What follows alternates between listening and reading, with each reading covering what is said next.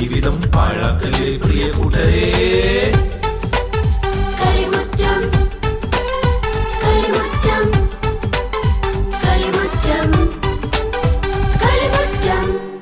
എല്ലാ കൊച്ചു കൂട്ടുകാർക്കും കളിമുറ്റത്തിന്റെ ഇന്നത്തെ എപ്പിസോഡിലേക്ക് സ്വാഗതം. കൂട്ടുകാരെ, നിങ്ങൾക്കെല്ലാവർക്കും സുഖമാണോ? നിങ്ങളുടെ കൂട്ടുകാരൊക്കെ എന്ത് പറയുന്നു? അവരോടൊക്കെ കളിമുറ്റം കാണാൻ പറയണേ. എങ്കിൽ നമുക്ക് ആദ്യത്തെ സെഗ്മെന്റ് ഏതാണെന്ന് നോക്കിയാലോ?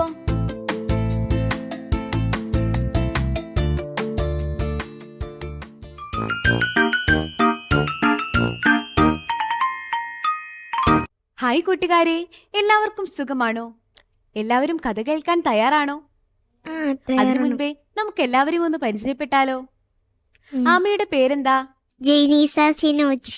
ഏത് കാട്ടിൽ നിന്നാ വരുന്നേ? പോട്ട. മീനിന്റെ പേരെന്താ? സെറൻമേജോ. ഏത് കാട്ടിൽ നിന്നാ വരുന്നേ? വെള്ളഞ്ചിറ കാട്ടിന്ന്. കീരിക്കുട്ടന്റെയോ? ഡാനിയൽ സണ്ണി. ഏത് കാട്ടിൽ നിന്നാ വരുന്നേ? വെള്ളാഞ്ചിറ. തത്തമ്മയുടെ പേരെന്താ? മെറിൻ മേജോ. ഏത് കാട്ടിൽ നിന്നാ വരുന്നേ? വെള്ളാഞ്ചിറ. എല്ലാവരും കഥ കേൾക്കാൻ തയ്യാറല്ലേ? നമുക്കിന്ന് യേശു പറഞ്ഞ ഒരു ഉപമയെ പറ്റി കേട്ടാലോ? ഒരിക്കൽ യേശുവിന് ചുറ്റും കൂടിയിരിക്കുന്ന ജനങ്ങളോട് യേശു ദൈവരാജ്യത്തെപ്പറ്റി പ്രസംഗിക്കുകയായിരുന്നു. തന്റെ ചുറ്റും കൂടിയിരുന്ന ആളുകളിൽ കൂടുതൽ ആളുകളും കൃഷിക്കാരായിരുന്നു. അപ്പോൾ അവരോട് ദൈവരാജ്യത്തെപ്പറ്റി പ്രസംഗിച്ചപ്പോൾ അതിലൊരാൾ യേശുവിനോട് ചോദിച്ചു, ദൈവരാജ്യം എങ്ങനെയിരിക്കും? അപ്പോൾ യേശു അവരോട് പറഞ്ഞു, ദൈവരാജ്യം വയലിൽ ഒളിപ്പിച്ചു വെച്ചിരിക്കുന്ന നിധി പോലെയാണ്. ആ നിധി നാം ഓരോരുത്തരും കണ്ടെത്തണം. നമ്മുടെ ഹൃദയമാണ് ആ വയൽ. ആ ഹൃദയത്തിനുള്ളിൽ നിധി ഉണ്ടായിരിക്കും. ആ നിധി നാം ഓരോരുത്തരും കണ്ടെത്തണം. ആ നിധി നാം ജനിക്കുന്നതിന് മുൻപേ ദൈവം നമ്മുടെ ഹൃദയത്തിൽ നിക്ഷേപിച്ചിട്ടുണ്ട്. പിന്നീട് ആളുകൾക്ക് കൂടുതൽ മനസ്സിലാകുന്നതിനായി യേശു ഒരു ഉപമയും അവരോട് പറഞ്ഞു. ആ ഉപമ ഇതായിരുന്നു. ഒരിടത്ത് ഒരു കൃഷിക്കാരനുണ്ടായിരുന്നു. ആ കൃഷിക്കാരൻ വളരെ അധ്വാനിയായിരുന്നു.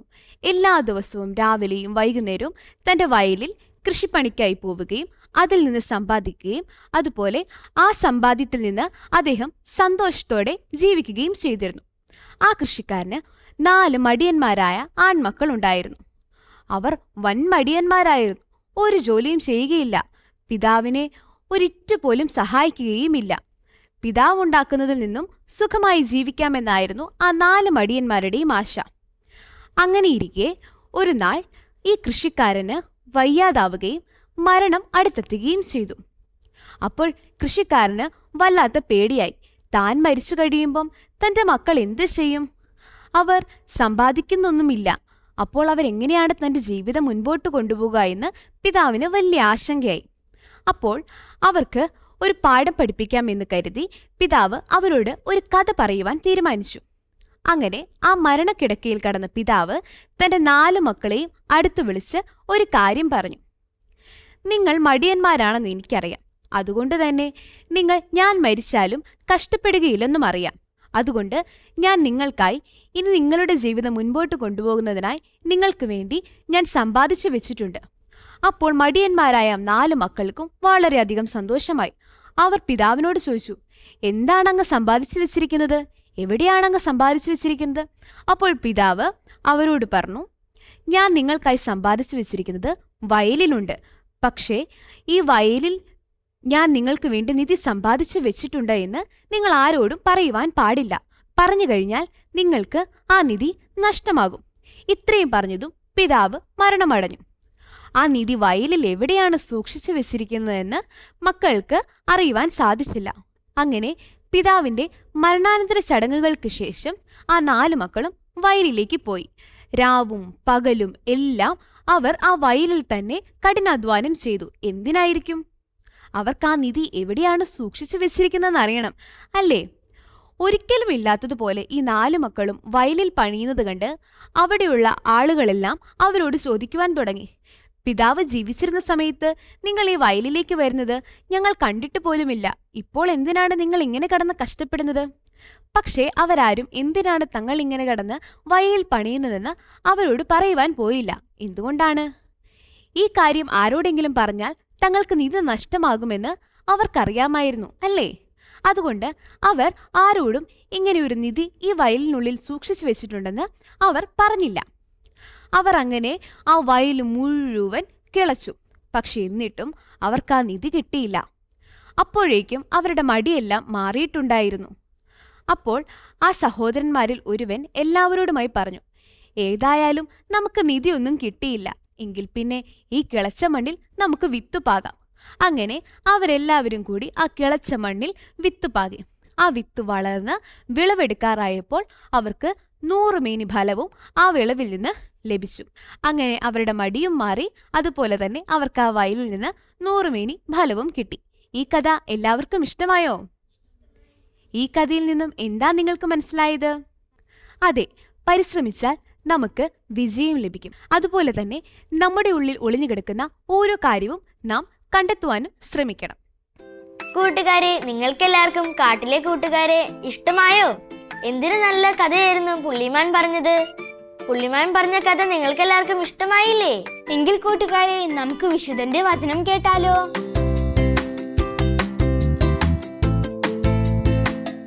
ഞാൻ എന്റെ ദൈവവിളിയെ യഥാവിധി അനുവർത്തിക്കാതിരുന്നാൽ ദൈവത്തിന്റെ നീതി എനിക്കെതിരായി വരും. വിശുദ്ധ ജോൺ ബ്രിട്ടോ. കൂട്ടുകാരെ, അടുത്ത സെഗ്മെന്റ് എന്തായിരിക്കും? നിങ്ങൾക്കൊന്ന് ഗസ് ചെയ്യാമോ? എനിക്കറിഞ്ഞുകൂടാ. നമുക്കെന്നൊന്ന് നോക്കിയാലോ?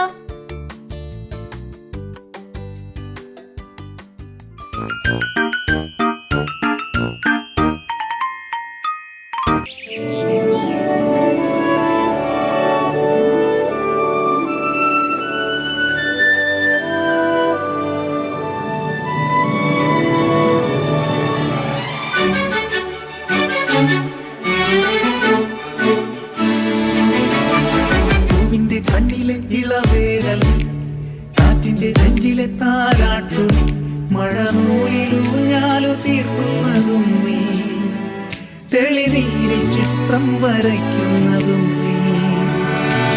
പൂവിന്റെ കണ്ണിലെ ഇളവേലൽ നീ, കാറ്റിന്റെ നെഞ്ചിലെ താരാട്ടു നീ. മഴനൂലിലൂഞ്ഞാലു തീർക്കുന്നതും നീ, തെളിനീരിൽ ചിത്രം വരയ്ക്കുന്നതും നീ. ദൈവമേ,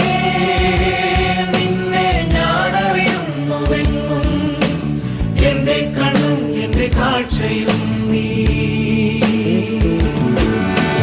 ദൈവമേ, നിന്നെ ഞാനറിയുന്നുവെന്നും, എന്റെ കണ്ണും എന്റെ കാഴ്ചയും നീ.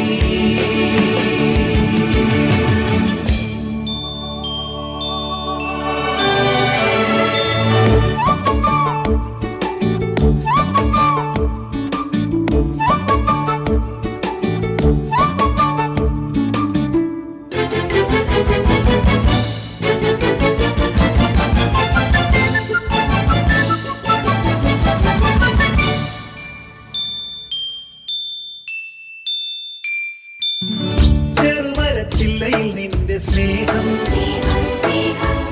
അളിരിലപ്പൂവായി ചിരിച്ചു നിൽക്കൂ. ചെറുമരച്ചില്ലയിൽ നിന്റെ സ്നേഹം അളിരിലപ്പൂവായി ചിരിച്ചു നിൽക്കൂ. നിൻ കവിത പോലെ എന്റെ മുന്നിലിന്ന് പുഴയാർദ്ര ഭാവമാർന്നൊഴുകിടുന്നു. നിൻ കവിത പോലെ എന്റെ മുന്നിലിന്ന് പുഴയാർദ്ര ഭാവമാർന്നൊഴുകിടുന്നു. നറുനിലാവും നിന്റെ പ്രണയക്കുറിപ്പുപോൽ രാവിന്റെ മാറിലടർന്നു വീണു. പൂവിന്റെ കണ്ണിലെ ഇളവേരല്ലി, കാറ്റിന്റെ നെഞ്ചിലെ താരാട്ടു നീ. മഴനൂലിലൂഞ്ഞാലു തീർക്കുന്നതും നീ, തെളിനീരിൽ ചിത്രം വരയ്ക്കുന്നതും നീ. ദൈവമേ, നിന്നെ ഞാനറിയുന്നുവെന്നും, എന്റെ കണ്ണും എന്റെ കാഴ്ചയും നീ. ദൈവമേ, നിന്നെ ഞാനറിയുന്നുവെന്നും, എന്റെ കണ്ണും എന്റെ കാഴ്ചയും നീ.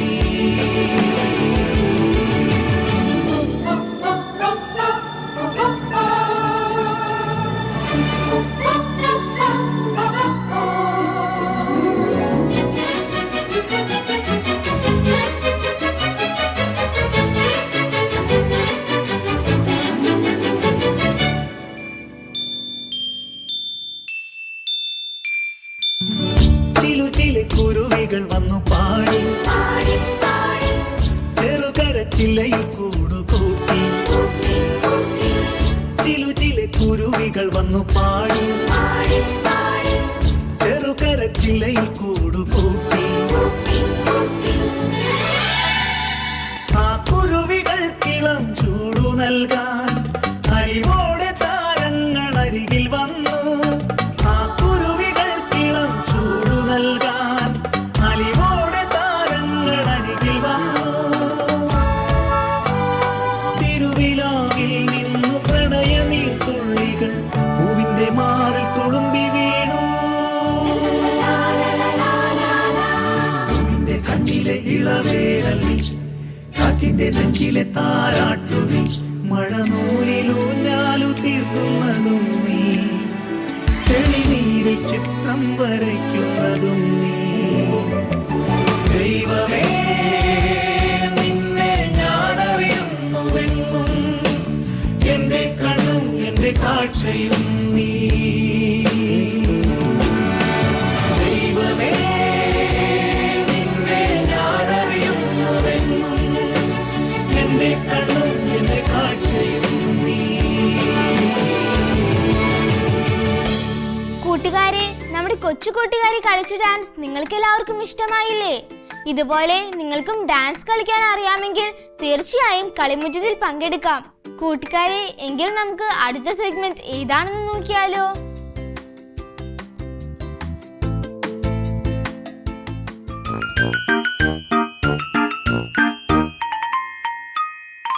കർത്താവേ, എന്റെ ശക്തിയുടെ ഉറവിടമേ, ഞാൻ അങ്ങേ സ്നേഹിക്കുന്നു.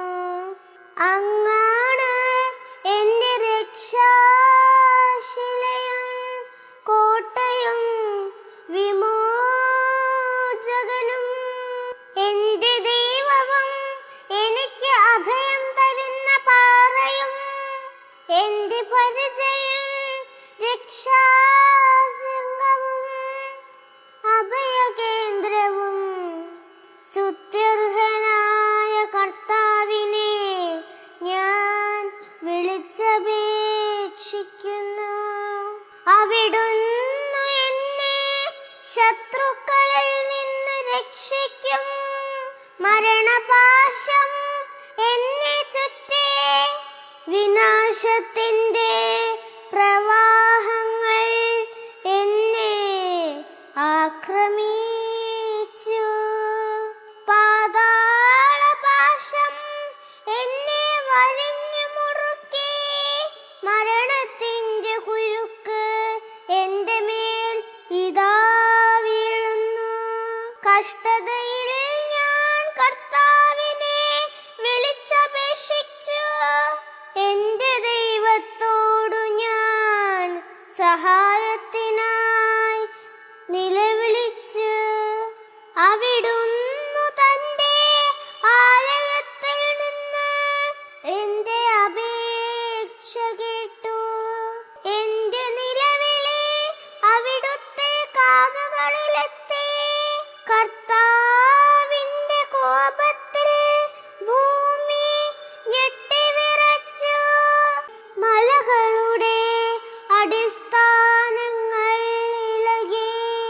അവിടുത്തെ നാസികയിൽ നിന്ന് ധൂപപടലമുയർന്നു.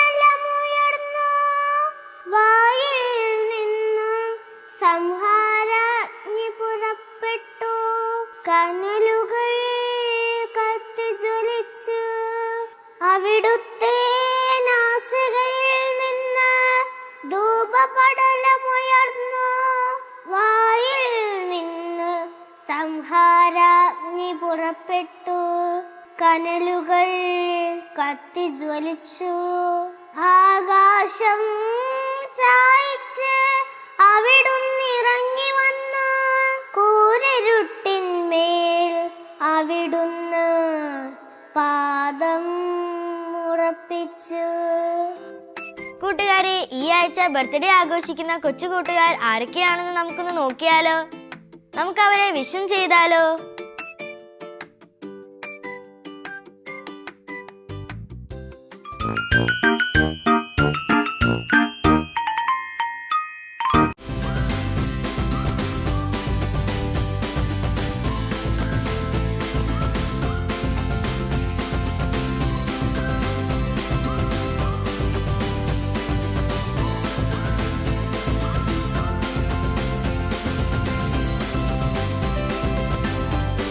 കൂട്ടുകാരെ, നമുക്കെന്നാ ഒരു ബൈബിൾ വചനം കാണാണ്ട് പഠിച്ചാലോ?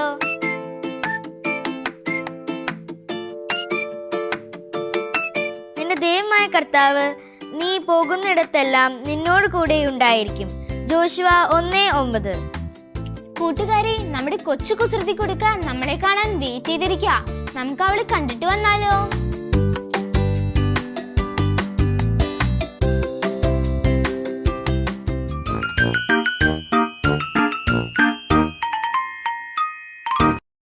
മാലാഖേ.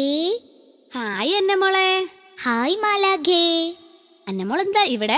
പപ്പയുടെയും മമ്മിയുടെയും കൂടെ ടൂർ വന്നതാ മാലാഖേ. ആഹാ, എന്നിട്ടവർ എവിടെ? അവരപ്പുറത്തുണ്ട്. മാലാഖയോട് ഒരു സംശയം ചോദിക്കാൻ ഓടി വന്നതാ ഞാൻ. എങ്കിൽ അന്നമോള് വേഗം ചോദിച്ചോ. ഈ വാസ്കോഡ് ഗാമയെ കൂടാതെ പണ്ട് കേരളത്തിൽ ഒത്തിരി സഞ്ചാരികൾ എത്തിയിരുന്നോ മാലാഖേ? തീർച്ചയായും അന്നമോളെ. അവരാരൊക്കെയാ മാലാഖേ? പ്രധാനപ്പെട്ട സഞ്ചാരികളായിരുന്നു അറബ് സഞ്ചാരി ആയിരുന്ന സുലൈമാൻ, മൊറോക്കക്കാരനായ ഇബ്നു ബത്തൂത്ത, വാസ്കോഡ് ഗാമയുടെ പിൻഗാമി ആയി കേരളത്തിലെത്തിയ പോർച്ചുഗീസുകാരൻ പെഡ്രോ അൽവാരസ് കബ്രാൾ, ബ്രിട്ടീഷുകാരനായ റാൽഫ് ഫിച്ച് എന്നിവരാണ് കേരളത്തിലെത്തിയ പ്രധാനപ്പെട്ട സഞ്ചാരികളിൽ ചിലർ. കേരളത്തെക്കുറിച്ച് വിശദമായി രേഖപ്പെടുത്തിയ ആദ്യത്തെ അറബ് സഞ്ചാരിയായിരുന്നു സുലൈമാൻ. AD 850 സ്വന്തം യാത്രാനുഭവങ്ങൾ അടങ്ങിയ ഗ്രന്ഥം അദ്ദേഹം രചിക്കുകയുണ്ടായി. പേർഷ്യൻ ഉപദ്വീപിൽ നിന്ന് പായ്ക്കപ്പലിൽ പലതവണ ഇന്ത്യയിലേക്കും ചൈനയിലേക്കും യാത്ര ചെയ്ത സാഹസിക സഞ്ചാരി ആയിരുന്നു ട്ടോ സുലൈമാൻ എന്ന കച്ചവടക്കാരൻ.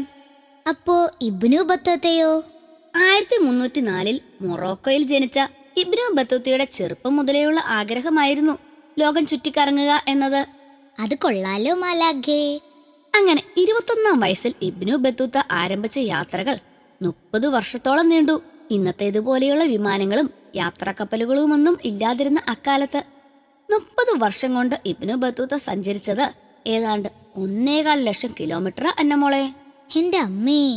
ദുർഘടമായ പാതകളെയും കഠിനമായ രോഗങ്ങളെയും അതിജീവിച്ചായിരുന്നു ബത്തൂത്ത ലോകസഞ്ചാരം നടത്തിയത്. ജന്മനാടായ മൊറോക്കയിൽ തിരിച്ചെത്തിയ ബത്തൂത്ത പിന്നീട് ഗ്രന്ഥം എഴുതി.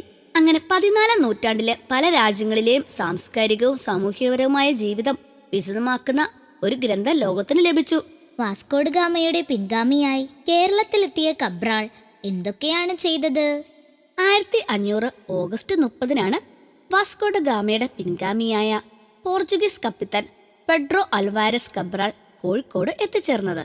സാമൂതിരിയുമായി കൂടിക്കാഴ്ച നടത്തിയ കബ്രാൾ കുരുമുളക് വ്യാപാരത്തിന്റെ കുത്തക പൂർണ്ണമായും തങ്ങൾക്ക് നൽകണമെന്ന് ആവശ്യപ്പെട്ടു. എന്നിട്ടോ? സാമൂതിരി അതങ്ങ് സമ്മതിച്ചു കൊടുക്കുമോ? പകരം ഒരു പണ്ടകശാല അഥവാ ഗോഡൌൺ പണിയാനുള്ള അനുമതി അവർക്ക് നൽകി. വൈകാതെ പോർച്ചുഗീസ് അവരുടെ തനിനിറം പുറത്തെടുത്തു. കോഴിക്കോടുള്ള അറബി കച്ചവടക്കാരുമായി അവർ ഏറ്റുമുട്ടി. കൂടാതെ കോഴിക്കോട് പട്ടണത്തിന് നേരെ യുദ്ധം നടത്തുകയും ചെയ്തു. കോഴിക്കോട്ടെ സാമൂതിരിയുമായി കൊച്ചി രാജാവ് ശത്രുതയിലാണെന്ന് മനസ്സിലാക്കിയ കബ്രാൾ നേരെ കൊച്ചിയിലേക്ക് പോയി. കബ്രാളിന്റെ നിബന്ധനകളെല്ലാം അംഗീകരിച്ച കൊച്ചി രാജാവ് പോർച്ചുഗീസുകാർക്ക് കച്ചവടത്തിനുള്ള സകല സൗകര്യങ്ങളും ഒരുക്കിക്കൊടുത്തു. കൊച്ചി രാജ്യത്തിലും കബ്രാൾ തനിനിറം കാട്ടിയോ മാലാഖേ? അതിനു മുമ്പ് 1501 ജനുവരി മാസം കോഴിക്കോട് നിന്ന് വലിയൊരു കപ്പൽപ്പട കബ്രാളിനെ ആക്രമിക്കാനെത്തി. ഭയന്നുപോയ കബ്രാള് സംഘവും കണ്ണൂരിലേക്ക് രക്ഷപ്പെട്ടു. എന്നിട്ടോ? കണ്ണൂരിലെ ചിറക്കര രാജാവും കബ്രാളിനെ നന്നായി സ്വീകരിച്ചു. അവിടെ നിന്നും ധാരാളം ചരക്കുകൾ കബ്രാളിന് ലഭിച്ചു. അങ്ങനെ 1503 കുരുമുളക് നിറച്ച കപ്പലുകളുമായി കബ്രാൾ പോർച്ചുഗലിൽ മടങ്ങിയെത്തി. ഈ കബ്രാൾ ആൾ കൊള്ളാമല്ലോ മാലാഖേ. ഇങ്ങനെ എത്രയെത്ര സഞ്ചാരികൾ കേരളത്തിലെത്തി നമ്മളെ പറ്റിച്ച് നമ്മുടെ സുഗന്ധവ്യഞ്ജനങ്ങളെല്ലാം അവരുടെ നാട്ടിലേക്ക് കൊണ്ടുപോയിരിക്കുന്നു. എന്നാ ഞാൻ അങ്ങോട്ട് ചെല്ലട്ടെ മാലാഖേ. എങ്കിൽ വേഗം അന്നമോൾ മമ്മിയുടെയും പപ്പയുടെയും അടുത്തേക്ക് പോയിക്കോട്ടോ. ബായ് മാലാഖേ. ബായ് അന്നമോളെ. കൂട്ടുകാരെ, അന്നമോൾക്ക് എന്തൊരു സംശയങ്ങളാ. പക്ഷേ അന്നമോള് കാരണം കുറെ കാര്യങ്ങൾ അറിയാൻ സാധിക്കുന്നില്ലേ? കൂട്ടുകാരെ, എങ്കിൽ നമുക്ക് അടുത്ത സെഗ്മെന്റ് ഏതാണെന്ന് നോക്കിയാലോ?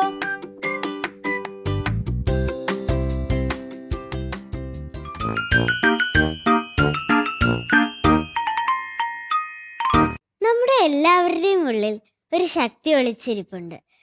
ആ ശക്തി നാം സ്വയം തിരിച്ചറിയണം. അങ്ങനെ സ്വയം തിരിച്ചറിഞ്ഞ ഒരു ഒട്ടകത്തിന്റെ കഥ കേട്ടാലോ? കഥയുടെ പേര് ഒട്ടകവും കുറുക്കനും. സർക്കസുകാരുടെ കയ്യിൽ നിന്നും രക്ഷപ്പെട്ട ഒരൊട്ടകമാണിത്. സർക്കസുകാരുടെ പലതരം അഭ്യാസങ്ങൾ ചെയ്യാൻ മിടുക്കനായിരുന്നു ആ ഒട്ടകം. പക്ഷേ ഒരിക്കൽ സർക്കസിലെ ജീവിതം അടുത്ത് അവൻ അടുത്തുള്ളൊരു കുഞ്ഞു കാട്ടിലേക്ക് ഓടിപ്പോയി. സിംഹവും കടുവയും ഒന്നുമില്ലാത്ത ഒരു കൊച്ചു കാടായിരുന്നു അത്. അമ്പരന്ന് നിൽക്കുന്ന ആ ഒട്ടകത്തിന്റെ അടുത്തേക്ക് ഒരു കുറുക്കൻ വന്ന് ചോദിച്ചു, നീ ആരാ? അപ്പൊ ഒട്ടകം പറഞ്ഞു, നാട്ടിലെ സർക്കസുകാരുടെ കയ്യിൽ നിന്നും ഓടി രക്ഷപ്പെട്ട ഒരൊട്ടകമാ ഞാൻ. നീ ആരാ? കുറുക്കന് മനസ്സിലായി ഈ ഒട്ടകത്തിന് കാടിന്റെ കാര്യം വലിയ പിടിപാടില്ലെന്ന്. അങ്ങനെ ഇവന്റെ മുന്നിൽ എങ്ങനെയെങ്കിലും ഒരു കേമനാകണം. കുറുക്കൻ പറഞ്ഞു, ഞാൻ ഈ കാട്ടിലെ രാജാവാ. നിന്നെ കണ്ടതെന്തായാലും നന്നായി. ഇന്നു മുതൽ നീ എൻ്റെ വാഹനമായിക്കോ എന്ന് പറഞ്ഞു. ഒട്ടകം തലയാട്ടി സമ്മതിച്ചു. അത് കഴിഞ്ഞ് ഒട്ടകം കുറുക്കനെ മുതുകിലേറ്റി നടക്കാൻ തുടങ്ങി. കുറെ നേരം കഴിഞ്ഞപ്പോൾ ചില കുഞ്ഞു മൃഗങ്ങൾ ഒട്ടകത്തെ കണ്ട് പേടിച്ചോടാൻ തുടങ്ങി. അവർ വല്ല അപകടത്തിൽ നിന്ന് രക്ഷപ്പെടാൻ ഓടുന്നതാണ് എന്ന് വിചാരിച്ച് ഒട്ടകവും ഓടാൻ തുടങ്ങി. ഒട്ടകത്തിന്റെ ഓട്ടമല്ലേ, ഒരു അപ്രതീക്ഷ കുലുക്കത്തിൽ കുറുക്കൻ നിലത്ത് വീണു. കൈകാലുകൾ ഒടിഞ്ഞ് അയ്യോ എന്ന് കരയാൻ തുടങ്ങി. അപ്പോൾ ഒട്ടകത്തിന് മനസ്സിലായി, രാജാവെന്ന് പറഞ്ഞ് എൻ്റെ മുതുകിലിരുന്ന ആ വിദ്വാൻ വലിയ ശക്തനൊന്നുമല്ല. പിന്നെ ആരെ കണ്ടിട്ടായിരിക്കും അവർ ഓടിയത്? തന്നെ കണ്ടിട്ടാണ്. വൈകാതെ ആ കൊച്ചുകാടിന്റെ ഭരണം ഒട്ടകം ഏറ്റെടുത്തു. സ്വന്തം ശക്തി സ്വയം തിരിച്ചറിയാതിരുന്നാൽ മറ്റുള്ളവരെ മുതുകിലേറ്റേണ്ടി വരുമെന്ന പാഠവും ഒട്ടകം പഠിച്ചു. കൂട്ടുകാരെ, ഈ കഥയിൽ നിന്ന് നമുക്ക് എന്താണ് തിരിച്ചറിയാനാവുന്നത്? നമ്മുടെ സ്വന്തം ശക്തി തിരിച്ചറിഞ്ഞാലേ നമുക്ക് ജീവിതത്തിൽ വിജയിക്കാൻ കഴിയൂ. കൂട്ടുകാരെ, കളിമുറ്റത്തിൽ ഇന്ന് ആരുടെ പടമായിരിക്കും സെലക്ട് ചെയ്തിട്ടുണ്ടാവുക? നമുക്കൊന്ന് കണ്ടു നോക്കിയാലോ?